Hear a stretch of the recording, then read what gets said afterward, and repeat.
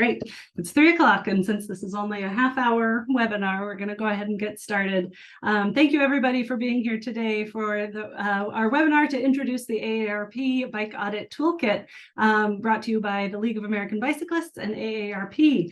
My name is Amelia Neptune, and I am the director of the Bicycle Friendly America program at the League of American Bicyclists, and we are absolutely thrilled that we had the opportunity to work with AARP on the Bike Audit Toolkit. Now, before I pass it over to our great speakers, I just wanted to introduce the League of American Bicyclists to you all. If you're not familiar with us, we are a national nonprofit bike advocacy organization, leading the movement for safer streets, advocating for bicyclists on Capitol Hill, and working with local groups all across the country to implement great changes on the ground to make biking better for everyone. We've been at this work for a very long time. We were originally founded in 1880 as the League of American Wheelmen to advocate for the very first paved roads in the nation. But today our mission continues in a very similar vein to lead the movement to create a bicycle-friendly America for everyone. And the new Bike Audit Toolkit that we worked on with AARP is a fantastic tool in this work. And so we are so excited to work with all of you to help your communities become more bicycle-friendly through this awesome tool. So now I'm going to introduce our speakers and turn it over to them. So we're going to first hear from Mike Watson, who's the director of the AARP Livable Communities Initiative. And then we'll hear from Anna Tang, our Bicycle Friendly America program specialist here at the League. So with that, I'm going to turn it over to Mike. Thanks, Mike. Thanks, Amelia. It's great to be here. And while I'm talking, I'm going to do the thing that we've all become so used to since COVID and Zoom became ubiquitous. Can everybody see my screen? Great. I see some nodding heads. So I'm really delighted to be here to talk about this with Anna and Amelia, to talk about this new toolkit, the AARP Bike Audit Toolkit. And before we get into that, I just want to do a little, as Amelia said, kind of at the top, setting a little bit of context for the Bike League. Many of y'all are familiar with the Bike League. I hope many of you are familiar with AARP and our work on livable communities. But if you're not, I'm just going to take a few minutes and kind of give you some context about why AARP is here supporting work on livable communities, why we're focused on creating places that are walkable and bikeable for people no matter their age, and some of the resources that we have to help do that. So to start, I'm going to talk a little bit about why. So AARP is an organization that represents people over the age of 50. You may have known us as the American Association of Retired Persons in our past names. Today, we're AARP. We have about 38 million members across the country over the age of 50. But we're also a membership organization that allows people of any age to join. And we work nationwide. We work at the federal level. We work at the state level. And we also increasingly are working at the local level. There's about 1,000 communities today where AARP resources have been delivered, and we have some sort of touch point through a program called the AARP Network of Age-Friendly States and Communities, the Community Challenge Grant Program, and a few other things that I'll talk about. But with all that context, what you see on the screen is kind of one of the reasons that gets us to the why. We know our country's aging. Across the board, almost every single state is going to see an increase in their older population looking forward. And we've been in the midst of this demographic shift for a very long time. We've been talking about this, though, as a nation for a while, about it happening in the future, right? It's kind of 10, 20 years down the road. You've all probably heard the term silver tsunami, or you've heard people talking about the 10,000 people, boomers who are turning 65 every day. But what gets lost in that sometimes is the fact that this is a demographic shift that we're in the middle of that is going to last in perpetuity. In a few short years, 2030, the millennials, Gen Xers, and boomers will all be over the age of 50. And fingers crossed, because I'm a millennial, we expect to live longer than past generations if demographic trends and past trends hold. So as we get older, we're going to live longer, and this country is going to be older. So communities need to be thinking about that and preparing for that demographic reality. The other slide that you see up on the screen is another reason why AARP is focused on working locally and supporting our members and people over the age of 50. It's everybody, almost everybody, wants to remain in their community as they age. As you get older and hit that age of 50, 65, these numbers get even higher, but roughly 8 in 10 people over the age of 50 want to remain in their community, and in many cases in their very home as they age. They care about their communities, they care about the connections they've made there, they care about the places that they've called home for so long. And the other important fact here is people also want to live in places that are walkable, are bikeable, are going to give them the ability to move around their community without driving a car. We know that a lot of people today get around driving their cars. We also know that the average person is going to outlive their ability to drive safely by 7 to 10 years. So very important that people have a range of transportation options at any age. So that brings us to AARP and our approach and what we focus on and how we work. We focus on working with local officials, working with community leaders and organizations to equip them to think about and take action on their aging demographic and create a place that's great for an older adult, but also great for all ages. And we really focus in on ensuring there are enough social connections, focusing in on transportation options, housing options, as well as public spaces in our work. So you see on the screen a lot of graphics and a lot of text. I won't kind of read them all, but give you a sense of how we work and how we support change. The first is through grant funding. We'll talk a little bit about this. We have a program called the AARP Community Challenge that delivers quick action projects to support local governments and nonprofits in making change that is going to make their communities better places to live. This can be things like placemaking activations in downtown, benches on main streets, bike lanes, temporary and permanent, roundabouts to test concepts and other pop-up demonstrations, new crosswalks, and loads of other projects like that. The other thing that we do is we advocate, we work to advance policy, we provide technical assistance to communities to support them in enabling change. And in the past 3 years, AARP state offices have helped bring about 100 state and local policy changes in just the areas of transportation and public spaces. We've also have a robust advocacy agenda on housing.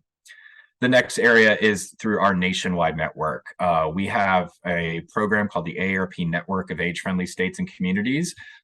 You're probably living in a community, a good chance you are living in a community that is a member of that network, and many of them are taking action to improve pedestrian safety, walkability, and bikeability. About 9 in 10 of those communities have specific action items that they are taking to improve those areas. And then finally, we have online tools and resources. We'll talk a little bit about a new one of those in a few minutes. But the first is I want to mention the AARP Walk Audit Toolkit, which is downloaded tens of thousands of times each year for communities to go out, identify places where improvements are needed, engage officials along the way, and then take action on those recommendations. And the work over the years around that toolkit has helped inspire the new toolkit that we're talking about today, the AARP Bike Audit Toolkit. We also partner with America Walks, an organization many of you know and love, to support state walking colleges. And we have some really exciting stuff coming in that realm looking forward as well. So the last thing I'll highlight is our AARP Community Challenge Grant Program. I mentioned this earlier.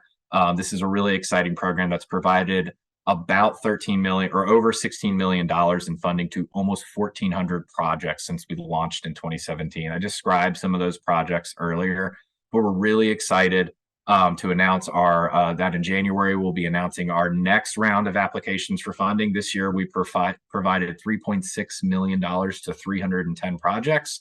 Expect that investment to grow next year. So I want to encourage everybody to stay tuned to early January when we'll have some exciting new opportunities, including some really exciting work that AARP and the Bike League are going to do together around this Bike Audit Toolkit to provide a little bit of extra support and guidance and help accelerate the change that you're trying to make happen at an even faster pace. So with that, just would refer you to our website, aarp.org/livable, to learn more about anything I just talked about or our broader work on livable communities. And I'm really excited to kick it over to Anna to talk more about the AARP Bike Audit Toolkit, which is the newest, most exciting resource that we're releasing this year. So Anna. Yeah, thank you, Mike. And that was a great setup for, me talking about this bike audit toolkit. If you can read the small tiny ribbon up on the corner, it does say that this is a companion to the walk audit toolkit. So if you've already perused this document, it'll probably look very familiar because it's in a very similar format. But I want to just start off by saying, hello, thank you so much for coming again. I am Anna with the League of American Bicyclists. It's wonderful to see some familiar names in attendance, which is wonderful, and I'm so glad you could make it. We've been working on this toolkit for almost a year, and we are just beyond thrilled to finally bring it to you as a resource. So please use it. Please share it with people for them to use, and let us know what you think.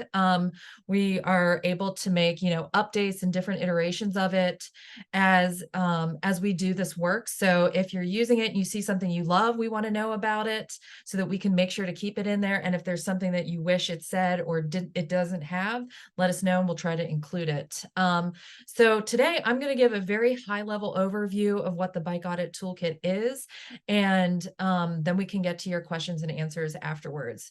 So very, very first off, the Bike Audit Toolkit is doing a bike audit itself, is assessing an area, a street, a block, or an intersection for what it does well or what it doesn't do very well for biking. The toolkit itself is made up of 3 different parts. So part 1 is getting started. Part 2 is the information and instructions. And then part 3 is all about taking action. So next slide, please. Getting started. So this is going to be all about the who, what, when, why, where, how of doing a bike audit. Next slide. So with this, it's thinking about like, who's going to be doing the audit? Where do you want to have the audit? Why are you doing it there? Are you doing it for an advocacy reason? Like, there's a bike lane that's going to be built in the next year or so, and you want to be part of the process and you want to give some sort of an assessment. Are you going to be doing your audit by yourself or with a group? Are you going to be involving neighbors and other residents or like your local community group? Are you going to invite your council person? So thinking about like the setup and who is going to be doing it. Thinking about the when, like the time of day. Are you going to be doing it at rush hour in the morning or at the commute home at the end of the day? And figuring all of those kind of logistics out. And so this walks you through thinking through those different ideas, and then helping you to get oriented to what you're going to be doing. So creating a map, writing everything down, and getting all of the prep work figured out. And then finally, it helps you to think through like going and doing the audit itself. So being able to write up your findings, taking pictures, and documenting it in a way that's easy to share with the people that you need to share it with. Next slide, please. So after you have the whole orientation to the initial parts, we have a section called Information and Instructions, which is going to give you an overview of necessary vocabulary, some best practices that are out there, talking about complete streets or other useful design. We have a whole section on the vocabulary, like I said, for terms that maybe you're not familiar with or the people who you're doing the audit with may not be familiar with. And so it gives you a slight orientation into that useful vocabulary. We have many pictures throughout this whole document to illustrate what we're talking about. Most of the communities are also either livable communities or are bicycle friendly communities, and they're all woven throughout this with examples of what people are already out there doing. And it's something so that when you're going to talk to a person about this audit or also your other auditors, you can all get on the same page about what vocabulary you're using and how to familiarize yourself with infrastructure terms and things that might be a little bit jargon language for the everyday user. Next slide, please. So part 3 is taking action. So this is like after you do the audit and after you've gathered all of your pictures and documentation, this is like, what are you going to do with it? So next slide. So once you do all of that, it's how are you going to write up a report, share it with your council person, another community member who might be a decision maker, your other auditors or other stakeholders in your community who can work with you to institute the change that you're looking for your desired bike audit area. This also comes with a lot of different pictures, different types of ways to write up a report and some fact gathering help. And it helps you to think thoroughly about how you're going to share your information once it's in a place to be reported. And then finally, at the very end of the bike audit toolkit, which is on the next slide, we have a whole page on about resources, who else you can work with, and other ways to educate yourself and get curious. So this tool, this bike audit toolkit, is really a way to get yourself educated, get your community educated in a very systematic and approachable way. We created other resources that exist online, such as our different bikes for different cyclists, which is just all about bike types. So, there's more than just a standard two-wheel bike. There are, lots and lots and lots of different types of bikes out there, and they're all listed on there so that you can think about who is going to be using the streets that you're on, who might be parking at a bike parking facility, and the different kind of bikes to consider and different kind of riders. We also created a resource on bike parking so that you can think about the kind of end of trip facilities that you are offering for your community and what that means to your community to make it usable and accessible to everybody. And then next slide, please.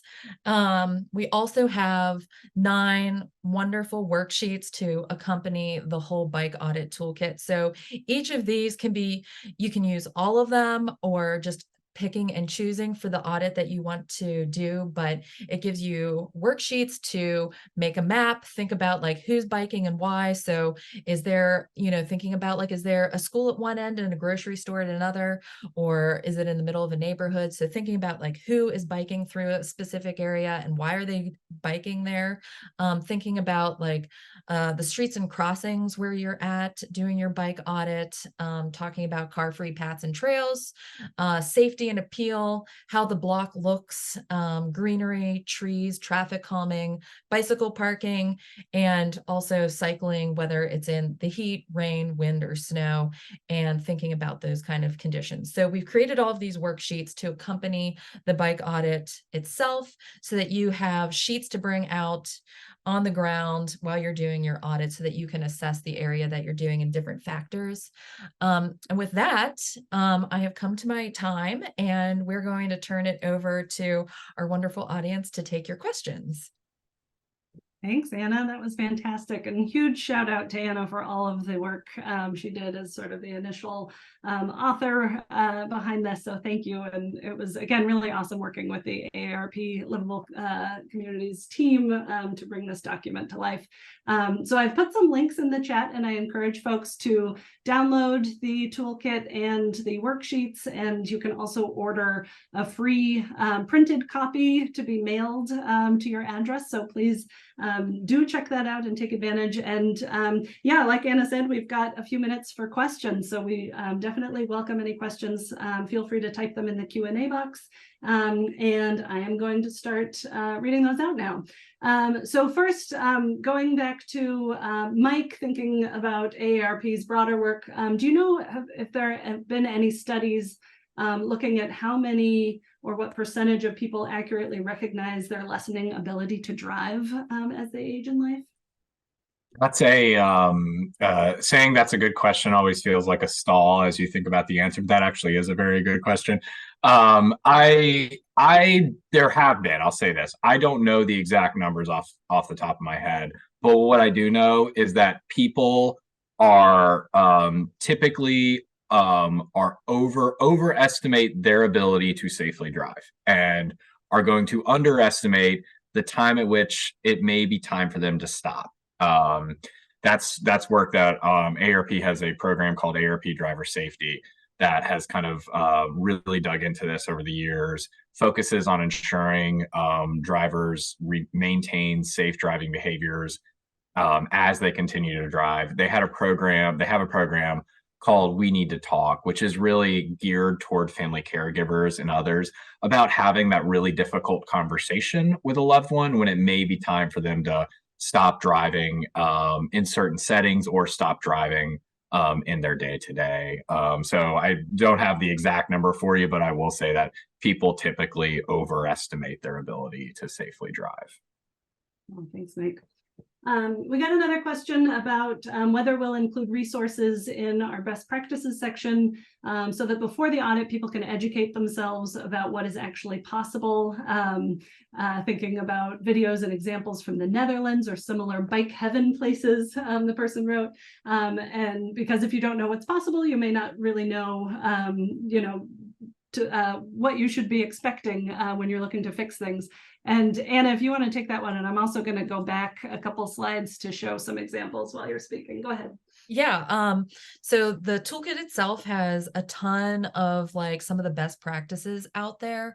And if you look on the league's website, we have also a lot of resources and pictures and different best practices there. So I would say that if you check out some of the resources that already exist that kind of accompany this bike audit toolkit, I think you'll be able to find those answers there, and doing a deep dive within those resources, you'll probably be able to find some of those answers. So I think that answers it. Amelia, do you have any additional things you want to say? Yeah, I'll just reiterate encouraging folks to really peruse the toolkit itself, because we did have a lot of fun looking at examples and pulling out photos from real bicycle friendly communities. And we really tried to have a representative samples of small towns and big cities and places all across America, because there are great examples here and not just in the Netherlands. So of course, we always love to see, what else can be done. But yeah, I definitely want to echo that of using the toolkit itself, and like Anna said, some of the bicycle friendly community resources, and I did put some links in the chat to our resource pages for that. So thanks for the great question. Anna, do you have any tips for introducing this to a town selectman or other sort of elected official type roles? Yeah, I have ideas, and Mike, feel free to jump in on this one too if you have ideas. I think like the most obvious is just being like, hey, this new resource came out, and emailing it to them, or you can get a physical copy, so you could even get a physical copy and walk down to City Hall and just set up a meeting, or inviting that person to go on an actual bike audit with you. So create an event and invite them to it, and ask them when they can attend to make sure that they can come on it. So doing an actual event with them, I would say setting up an email, just doing a very obvious thing like that. Yeah. Yeah, I think Anna said it well. I was gonna really dig in on the last point. I think that we've seen this with the AARP walk audit toolkit over the years. It's a really effective way to tangibly engage a local official, take them on a walk with you. AARP state offices have been doing this for years, where volunteers and our state office staff will take a local selectman, a mayor, someone else on a walk, go do walk audits. They can see it at a different level. They're seeing the data get collected. They're hearing from people, and then they're going to be more invested in that walk audit, because they're going to be, Sally from the neighborhood identified this issue. Let's take action on it. So I would really reinforce that as a tactic. Yeah. That's great. Yeah, I was going to say the exact same thing. And also that I've seen with the AARP Walk Audit Toolkit, elected officials using that as a tool for them to engage with their constituents. So it sometimes goes the other direction too. So suggesting that as something their office could organize, even as a way to be proactive. Okay, I'll add one more thing, is like to pair it with existing plans, so that you are helping to further existing goals of your community. This can be, like accompany a lot of different plans that already exist. And if you pose it that way, sometimes it's a little bit more inviting for people to get involved with. What kind of time investment would you estimate it may take to plan, then implement, and prepare the report for this process? So I would say that, if you want a firm number, I would say probably about like 8 to 10 hours to do everything, like from start to finish. So, from actually opening up the toolkit and reading it on your own to then like thinking about who in the community you're going to invite, figuring out a time, doing the actual audit, which, can take anywhere between an hour to 2 hours probably, and then writing up a report, sending it, and doing follow-up. I would say roughly about 10 hours. But give or take, and creating flexibility within that time frame to adjust it in case you want to do a little bit more or a little bit less, involve more or less people, and doing a single audit location or more than one audit location. It could vary. I'll say too, the worksheets and tools on the website will be helpful in that. There's a template PowerPoint that you can use there to help report your findings to make it a little bit easier. It's always easier when you have something. The R&D's been done that you can then R&D by saying, using R&D meaning rip off and duplicate. So there's no shame in using those tools to do that. Yes, we're trying to make your life easy. Yep, exactly why it exists. And then somebody asks, how do you ensure that a walk audit or a bike audit, once it's submitted, that it's part of the public record for accountability purposes? So my initial answer is if your community or your city has some sort of public record keeping, like a 311 system or a submission form, making sure that you not only send it to the council person or whoever your local municipal leader is, but also submitting it to that other form or way of collecting it so that it is on some sort of public record. You can also go and talk in front of your city council about your findings or bring it up in a public forum and register to talk in front of council to say that, and so it will be documented in that way if it's not just an email or a mailing or something like that. Absolutely. Great. And then somebody asked, they saw we mentioned the parking, bike parking resources.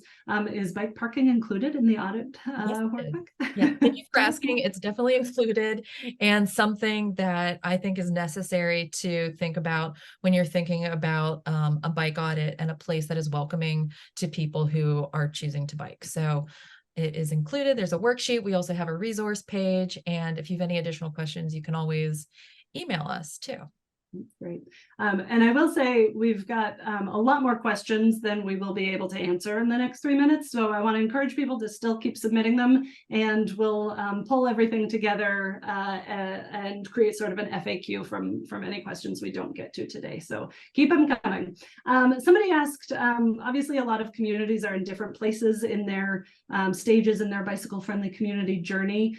Would you say that this is more appropriate for people who are sort of just on the beginning side of that journey, or more useful for people that are in communities that are a bit further along?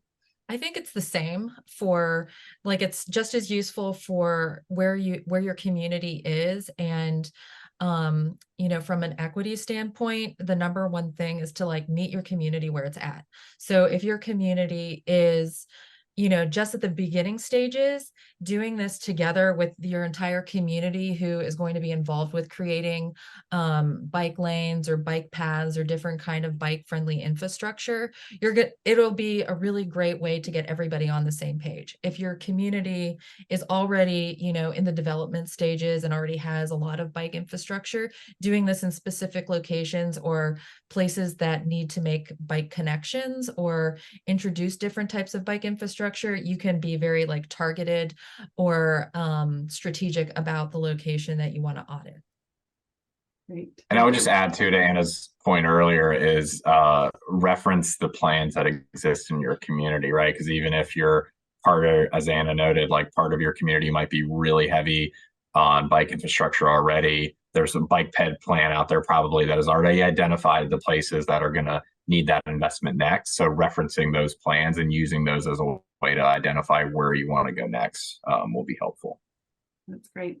And as you can see on the slide here, we really encourage you all to share your photos, your reports, your stories with us at bfa@bikeleague.org. And you can also tag the league and tag AARP on social media if you're sort of promoting the bike audits that you're doing in your community.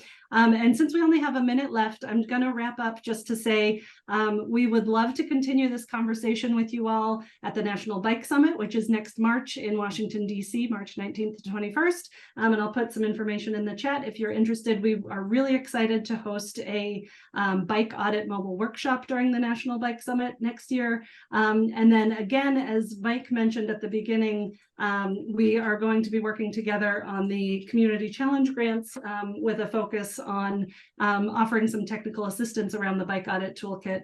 So look for announcements about that in January from AARP, and I'll put some links in the chat for that as well. And then once again, the League of American Bicyclists is a member-based organization, and we really appreciate the support of everyone who's here today.